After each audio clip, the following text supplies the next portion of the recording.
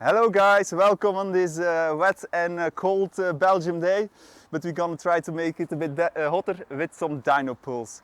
The goal is to see if some affordable power mods have some effect on a BMW E30 325i. So the first thing we're gonna do is some stock pulls to set a baseline, and after that the goal is to verify a Powerchip with minimum 98 RON octane fuel from Fekzen, Sweden. And then the second one is a Miller MAF kit where the original airflow meter will be replaced with an airflow meter, a more modern airflow meter, and a corresponding power chip as well with 95 RON fuel minimum. All right, that's it. Let's get going.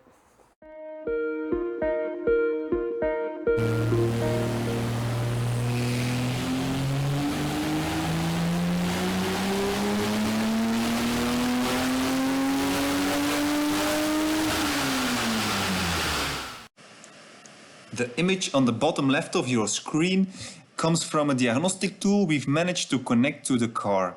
So we got some basic parameters here, but the most interesting is the ignition advance, which is indicated in the blue. But now let's take a look at the first dyno results.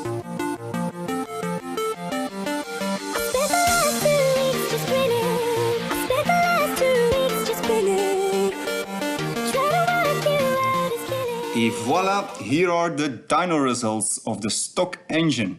I must say that we've repeated the dyno pull with stock engine 2 times to verify the variation of the dyno. So you'll see each result 2 times displayed on this screen. I'll talk you through the information on the screen. At the top, the red curves are the power rating at the crankshaft of the engine. The green line is power at the wheels. The black lines is engine torque, and at the bottom, the blue lines is drivetrain losses. So you see that the 2 measurements are pretty close, so the variation of the dyno is quite good. Don't bother the beginning of the dyno pull, you see a lot of variation there, but we got some wheel spin because of the cold and wet weather. And we see that we have about 120 kilowatts at the crankshaft, which is about 160 horsepower, which is quite normal for these type of engines with quite some lifetime on it. So voilà, let's go to the next one. All right, so we did the stock dyno runs. Now it's time to check our first affordable power upgrade. It's this power chip from a Swedish tuner, Fekzen. I always forget the name. And it's made for a 98 RON fuel minimum. So in the United States you get different numbers, I think octane, and I think it's minimum 93 octane. But here in Europe we use RON, so it's 98 RON minimum. So we need to disconnect the original engine unit and swap the original chip with this power chip. So this is the original chip with the mapping, ignition advanced, and fuel injection of the car. And now we're gonna swap it with the Fekzen power chip. Let's see how many horses are more in this than in that. Yes?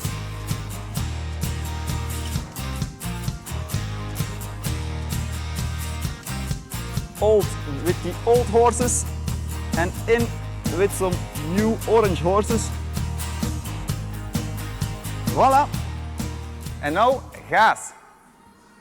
Maybe first a little prognosis to see how much difference it gives. I hope it will gain 10 horsepower, so from that we have reached the original horsepower of the car 30 years ago. But Bart, cameraman, what do you think? I think 15. 15 horsepower more. All right, deal is on.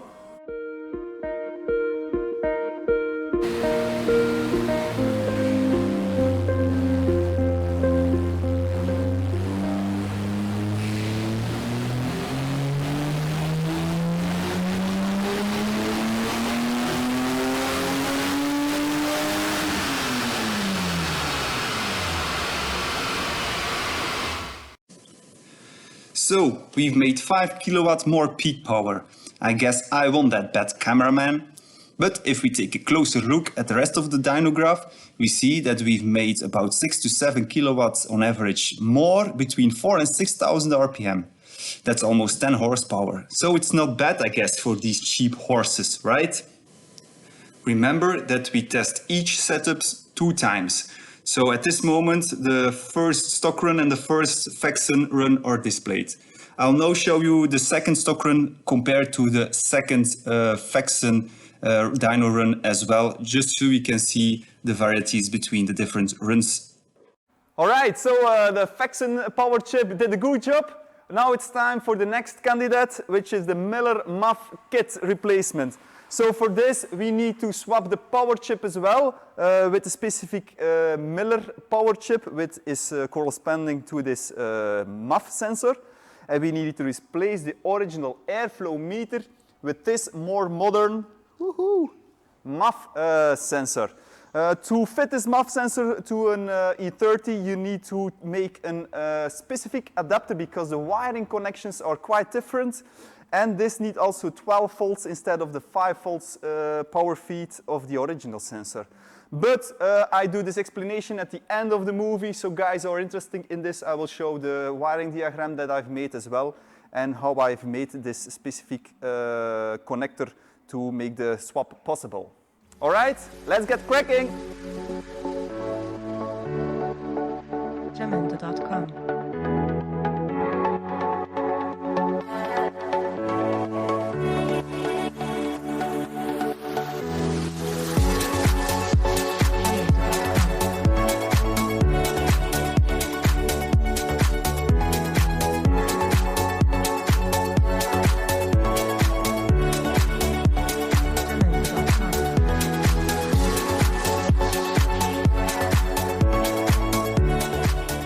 Almost forgot, prognose how much horsepower the Miller MAF will gain. I think a little less than the Fekzen, I think like 8 horsepower. Cameraman Bert, what do you think? 15 horsepower. Again? Yes. All right, you're on.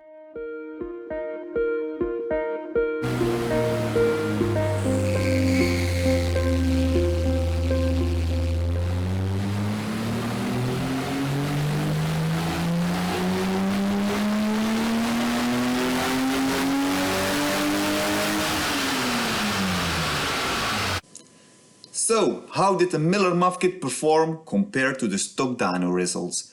We've made 5 kilowatts more peak power. Sounds familiar, right? But that's not all. Just like the Fekzen chip, this Miller MAF kit made about 5 to 6 kilowatts more power between 4 and 6,000 RPM. So that's almost 10 horsepower on average. Once again, not bad, I guess.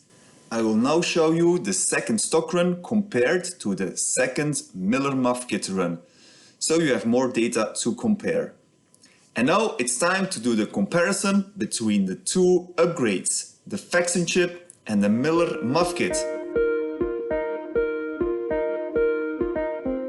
This is the first dyno pool of the Fekzen Powerchip compared to the first dyno pool of the Miller. And what do we see? It's almost copy-paste one to the other.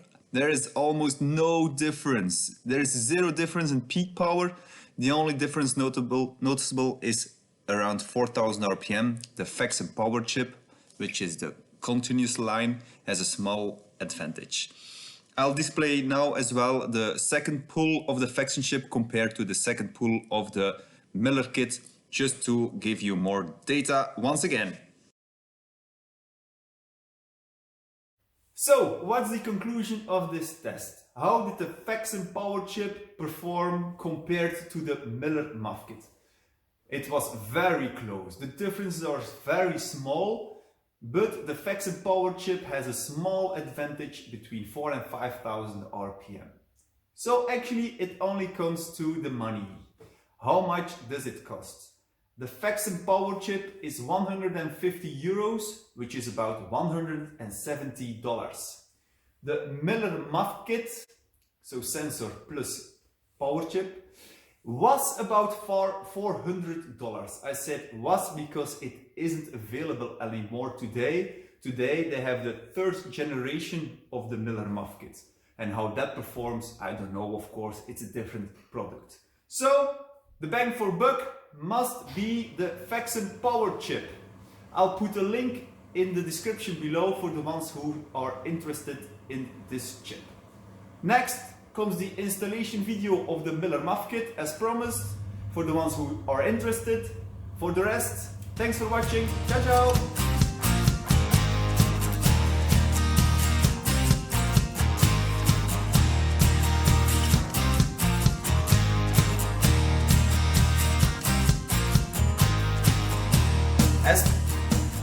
As promised, some extra information about the installation of the Miller MAF sensor itself. So the mechanical part of the installation is straightforward. It's a straight fit compared to the original airflow meter. So the intake hoses fit directly to it. I have this extra intake adapter to connect to my sporty air filter for 0 extra horsepower. But the connector itself here is the same as the original air filter. I added a bracket to support the Miller MAF sensor. Unfortunately, the sensor itself isn't provided with holes and thread to fit the bolts, so I've put them in. Then you need to make some changes to the electrical system as well. If you follow the user manual of the first generation Miller MAF sensor, they ask you to make these changes to the connector side on the ECU. It's not as easy to do and difficult to undo as well once you decide to make it back to stock. So I didn't do that. Instead, I tried to make an adapter cable, which you see here. Yeah. And with this adapter cable, you can easily swap between the Miller MAF and the original sensor. Yeah. To do this, you need two pieces. The first is an end of an original wiring loom of an E30 with the connector of the airflow meter, which is the female connector.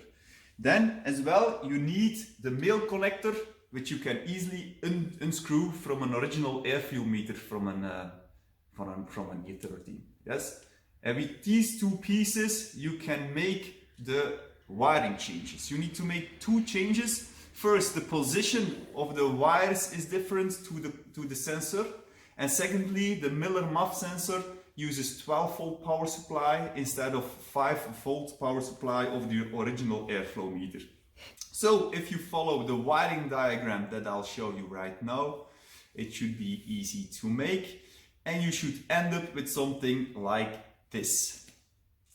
I added some heat shrink to make it better or less ugly as you prefer. And then we have the red wire sticking out for the 12-volt power supply. So if you check on my car, you can see this adapter cable here with the red wire externally, which is also easy to disconnect. And I connected the 12-volt power supply to the main power relay of the car itself, which is here. Voila! And that should do it. Now you are capable to do some nice donuts and skits if you'd like to. So enjoy and thanks for watching. Bye bye.